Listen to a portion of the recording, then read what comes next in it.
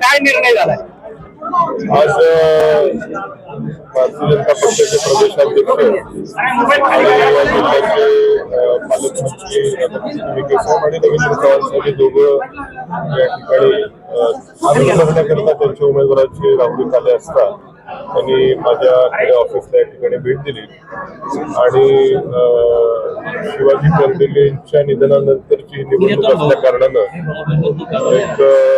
ही निवडणूक न लढण्याची त्यांनी या ठिकाणी विनंती केली. त्यांनाही मी सांगितलं की आम्ही भावना आमच्या देखील आहेत, परंतु जे काय 15 दिवस मी मतदारसंघात विशेषतः राहुरी तालुक्यात फिरताना या तालुक्याचे जे काही प्रश्न आहेत, या तालुक्याच्या अस्मिता असेल, प्रश्न असेल, समस्या असतील, त्याकरताच निवडणूक लढवणं हा उद्देश माझा त्या ठिकाणी होता. कारण की या तालुक्याला विधानसभेमध्ये प्रतिनिधित्व मागच्या 20 वर्षामध्ये फक्त 5 वर्ष मिळालेलं आहे. त्यात 2.5 वर्ष सरकारमध्ये, 2.5 वर्ष सरकारच्या विरोधामध्ये, आणि या तालुक्याचे काही महत्वाचे गहन प्रश्न निर्माण झालेले आहेत आणि त्याकरता निवडणूक लढवावी हा माझा आग्रह होता.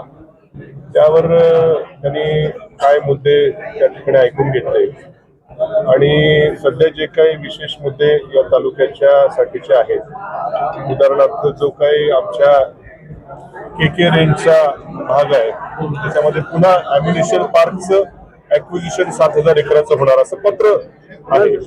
त्यावर मात्र त्यांनी ठामपणे सांगितलं की आम्ही ते कॅन्सल करू, शक्यतो नसेल जरी असेल तरी आम्ही ते काय ॲक्विजिशन करणार नाही असं ठाम त्यांनी त्या ठिकाणी सांगितलं.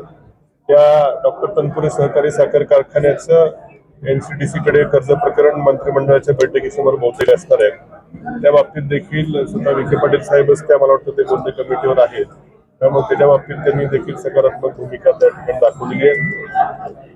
राहुरी नगरपालिकेला एक मोठ्या प्रमाणामध्ये रस्त्यांकरता आम्ही तर आश्वासन दिलं होतं, त्याकरता देखील त्यांनी वरती बोलून सकारात्मकता दर्शवलेली आहे.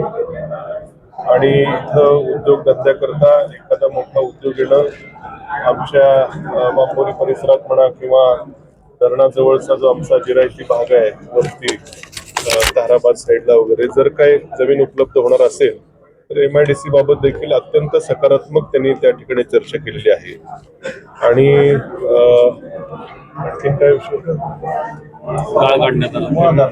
मुळा धरणाच्या देखील त्या ठिकाणी जे समन्यायी पाणी वाटप धोरणामुळे बऱ्याचदा मुळा धरणातलं पाणी हे जायकवाडीला सोडावं लागतं आणि इथल्या शेतीला मोठी अडचण येते.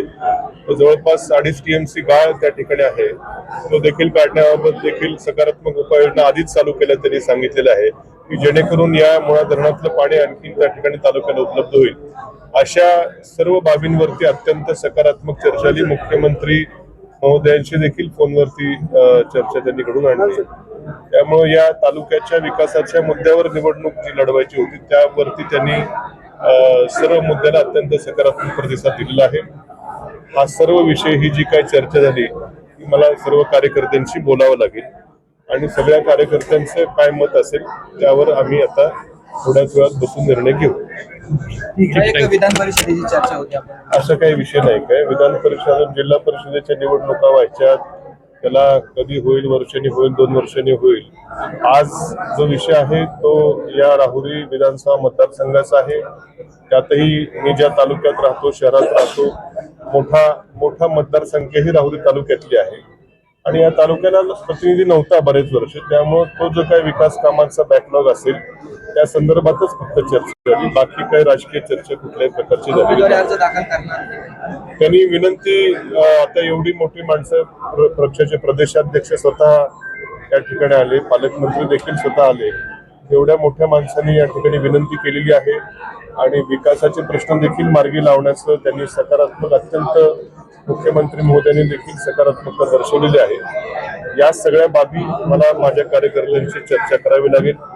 अर्ज माझा भरून तयार आहे, पण या सर्व आता एवढी मोठी माणसं जेव्हा आपल्याकडे येतात आणि ज्या मुद्द्यावर आपण निवडणूक लढवायचं म्हणतोय त्या मुद्द्यालाच त्यांनी हात घालून त्याला सोडवण्याचा जर विषय केला असेल तर मला माझ्या सर्व सहकाऱ्यांना विश्वासात घेऊन निर्णय घ्यावा लागेल. ठीक, थँक्यू. अधिक माहितीसाठी स्टार इंडिया 1 न्यूज पाहत रहा. चॅनलला सबस्क्राईब करा आणि अशाच अपडेट्ससाठी बेल आयकॉन दाबा.